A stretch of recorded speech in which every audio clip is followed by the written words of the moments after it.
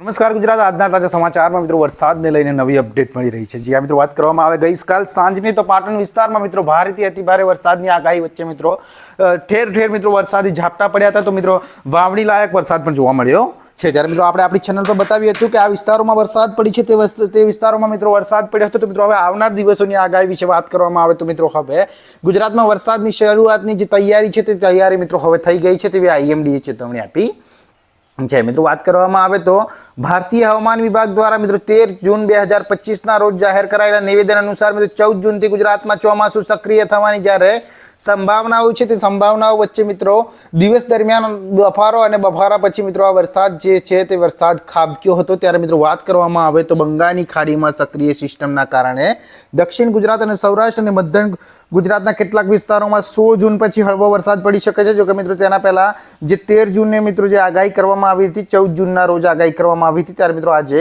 વાત કરવામાં આવે તો મિત્રો જે આગાહી છે તે આગાહી અનુસાર મિત્રો ગીર સોમનાથમાં 13 જૂનથી 19 જૂન દરમિયાન હળવા વરસાદની સંભાવના છે. મિત્રો આપણે તમને બતાવી રહ્યા છીએ કે ગીર સોમનાથનો જે વિસ્તાર છે તે વિસ્તારમાં મિત્રો આ વરસાદ પડી શકે છે. તો મિત્રો તાપમાન જે છે તે તાપમાનની મિત્રો વાત કરવામાં આવે 33 અંશથી 34 અંશ સેલ્સિયસ વચ્ચે રહેશે. ત્યારે મિત્રો વાત કરવામાં આવે ત્યારબાદ મિત્રો અમરેલીમાં 13 જૂનથી 19 જૂન દરમિયાન મિત્રો તાપમાન 36 અંશથી 37 અંશ વચ્ચે રહેશે. તો મિત્રો 15 જૂનથી વરસાદની સંભાવના વ્યક્ત કરવામાં આવી રહી છે. મિત્રો વાત કરીએ છીએ આપણે અમરેલીની. ત્યારબાદ મિત્રો નવસારીમાં 13 જૂનથી 19 જૂન દરમિયાન વરસાદ જે તાપમાન છે તે તાપમાન મિત્રો 29 થી 32 અંશ સેલ્સિયસ વચ્ચે રહેશે. તો મિત્રો 14 જૂનથી વરસાદની સંભાવનાઓ છે. એટલે કે મિત્રો ગઈકાલે સાંજે બધી જ જગ્યાએ જ્યારે વરસાદ પડ્યો છે તે મિત્રો આ વરસાદની સંભાવનાઓ જે વ્યક્ત કરવામાં આવી છે. ત્યારબાદ મિત્રો ભાવનગરમાં પણ 13 જૂનથી 19 જૂન દરમિયાન મિત્રો તાપમાન 28 અંશથી 35 અંશ સેલ્સિયસ વચ્ચે રહેશે. તો મિત્રો 15 જૂનથી વરસાદની સંભાવનાઓ વ્યક્ત કરવામાં આવી છે. મિત્રો વાત કરવામાં આવે તો ત્યારબાદ મિત્રો જે વરસાદની સંભાવનાઓ છે તે વરસાદની સંભાવનાઓ વચ્ચે મિત્રો વાત કરવામાં આવે તો જે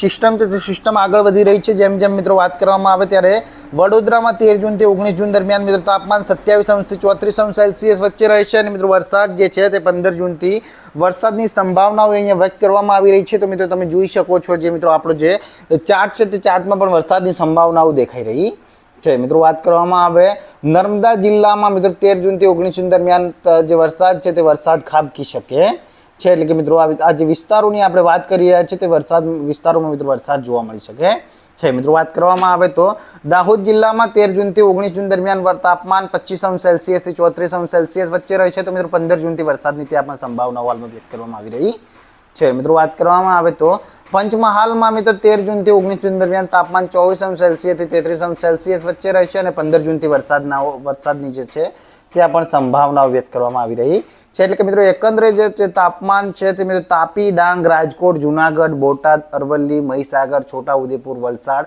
આ તમામ વિસ્તારો જે છે તે વિસ્તારોમાં મિત્રો 15 જૂન પછી વરસાદની સંભાવનાઓ વ્યક્ત કરવામાં આવી રહી છેલ્લે મિત્રો ત્યારે રાજ્યમાં ક્યાંક ભારે તો અતિ ભારે વરસાદ અને હળવા વરસાદની પણ જ્યારે આગાહી કરવામાં આવી રહી છે. ત્યારે મિત્રો હળવાથી લઈને ભારે વરસાદની આગાહી વચ્ચે મિત્રો હવે ઉત્તર રાજસ્થાન પર જે ઉપર એર સાયક્લોનિક સર્ક્યુલેશન સર્જાયું છે. જ્યારે મિત્રો રાજસ્થાનથી વિદર્ભ સુધી ટ્રક લાઇન સર્જાઈ છે. તો મિત્રો બીજી બાજુ અરબ સાગરથી ઓડિશા સુધી ટ્રક લાઇન સક્રિય છે. મિત્રો જેના લીધે 7 દિવસ રાજ્યમાં વરસાદી વાતાવરણની સંભાવના છે. ત્યારે મિત્રો હળવાથી લઈને અતિ ભારે વરસાદ પડી શકે છે.